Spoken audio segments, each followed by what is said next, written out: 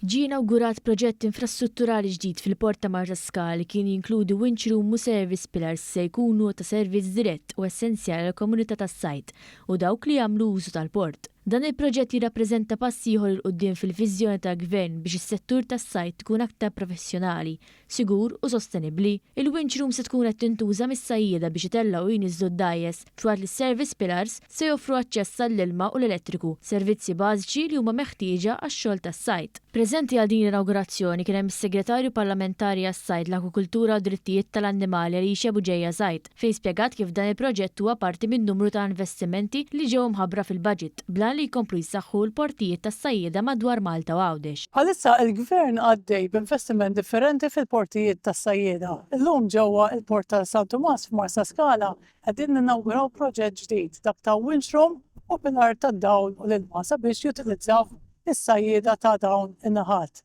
Dan l-investiment huwa importanti għax permezz tiegħu nkunu nistgħu niffaċilitaw il-ħajja tas-sajjieda tagħna sabiex fl-aħħar mill-aħħar ikomplu iwasslu prodott lokali u frisk il-konsumatur Malti Wawċi. Is-Segretarju Parlamentari ħabbret ukoll li se jiġi introdott servizz ta' hosting tat-tom bla ħlas, disponibbli 24 siegħa kuljum sabiex tiġi simplifikata l-ħidma tal-ħaddiema tas-sajt, partikolarment fir-rigward ta' ħut kbir bħat-ton. L-Aġent Direttur Ġenerali tad-Dipartiment tas-Sajt u l-Akwakultura Tħabbar spjega kif qed jaraw li dawn is-servizzi jkunu aċċessibbli minn kulħadd, inkluża qdiet ta' sajjieda dilettanti.